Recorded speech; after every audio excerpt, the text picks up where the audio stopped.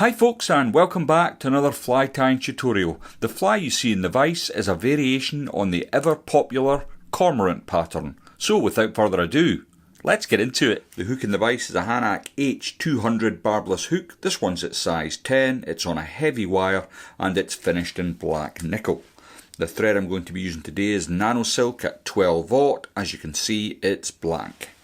So, as always with the nano silks, the first thing we do is get a touch of super glue onto the shank. Now, if you're a first time visitor to the channel, I'll just mention that I'm using super glue because wax just doesn't cut it with nano silks and the black nickel finish of the Hanak hook. So always put a bit of super glue down to stop body rotation. So I've got a bed of thread down there and just remove my rat's tail. Now the first thing I'm going to add in is a wire rib. Now this is from Simplify, it's at 0.2 millimeters and it's a nice vibrant bright red. I've got a little bit that I've been working away with here. I'm busy topping up my competition boxes for the coming season. I'm not sure what I'll be doing, but I'm sure I'll be doing something. So best to get a few flies that are staples. Cormorants in all their various guises. It's a fly that just keeps on giving. I think it might well be the profile, but it certainly does catch an awful lot of fish. So the body itself is hollow tinsel, it's red, and it's at 0.8 millimeters. Again, I've got a little bit off here because I have been tying several of these flies in size 10 and size 12. Super effective as middle flies in a 4-fly cast, and even fished as a team on their own. So what I've done here is I've stopped right back towards the back end of the thorax, and what I want to do is just get a nice solid bed of the red holographic down onto the shank. Even in small still waters, the cormorant can rule the roost at times. It's a fly, it's one of those flies, even the original one with just peacock herring, I just wouldn't be without them. They're great fish takers. So I've brought that all the way up to the back end of the thorax, and I'm going to bring my thread over to meet that with a couple of turns to secure it, 2 or 3 turns in front, and then I can come in with my scissors and just take that away. Now the wire rib, it doesn't really matter which way it's going. As it's 2 millimeters, it is going to be prominent. I want it to stick out from the body to give it that kind of 3D effect. I want to try and keep my turns fairly consistent as I'm coming up the shank, and then as I get up near where my thread is, I'll bring it over, I'll get a couple of turns again to hold that into place, and then again a few turns in front, keeping tension on the thread. You can then helicopter away your wire. So what I've effectively done is create a red body with a pronounced wire rib there. Now the next thing I'm going to do is catch in a little bit of peacock herring, which I'm going to use as a thorax for this fly. Now I want to catch it in at the thickest bit, so the bottom of the stem here, I'll just catch that in, and I'll come over the top, and then I'll come back, leaving, and this is crucial here for this fly, about 1/8 of an inch or 2.5–3 millimeters at the front. So I'm going to grab my peacock herring now, and I'm just going to create that small peacock bump, which will act as my thorax, and that's going to do it.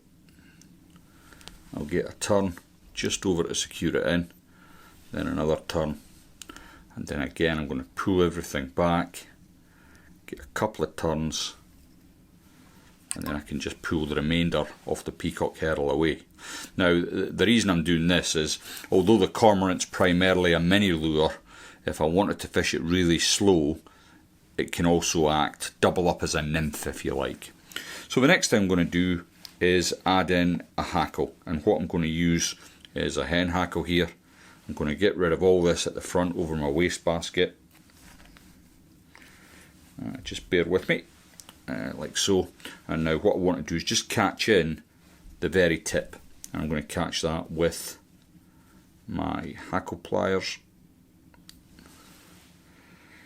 Now that's the one of the beauties of fly tying, and I know people, they like to follow recipes and they like to copy well established patterns, but for my money, and probably one of the reasons I got into fly tying in the first place, is you can really get very inventive with it. You know, you don't need to stick to recipes. If you haven't got certain materials, you don't need to rush to the shops and buy them.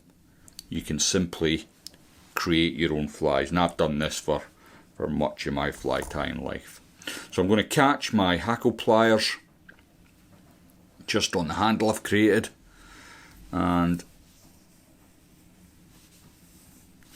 I'm going to sweep that back as best I can. Now I only want maybe 1.5 to 2 turns. So there's one turn in. Just sweep it all back, and then on the second turn I'm simply going to work my thread through the fibres, make sure I catch that in, and once more, and then I can release my hackle pliers, slick everything back with my thumb and forefinger, and I want to just get a couple of wraps of thread onto that hackle, like so, and then keeping tension on the thread, I can simply pull that away, and that's giving me that hen hackle. Now what this is going to do is create an impression of legs when I'm fishing it very slowly, and it's going to give quite a lot of movement. Now the wing of the fly is just black marabou, but what I don't want to do is have a big clump of marabou. Now usually I talk about measuring from the tip of my fingernail to my thumb, but on this occasion I basically just want the width of my thumbnail. Very sparse wing. The star of the show is the body, not the wing.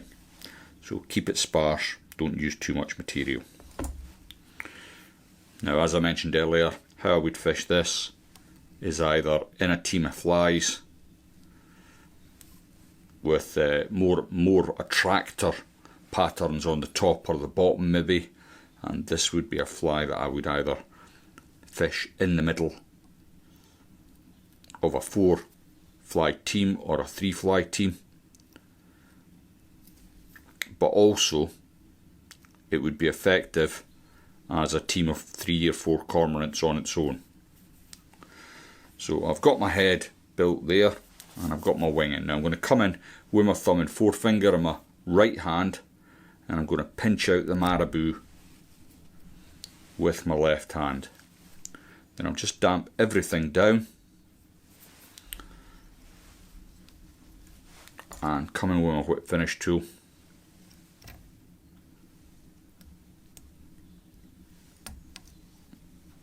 Just to finish that off. Now with the finish of the fly, you can obviously use UV resins, which I'm going to use, or you can simply, a wee strand there that's not playing the game for me, you can simply use varnish or super glue. I'm using Solaris Bone Dry. It comes with a little applicator brush that I find indispensable for applying resins to the heads of flies. It's very, very fine, and it just works. I don't know why fly tying retailers and producers of super glue have not started using this brush in their super glues, because currently there's nothing quite like it.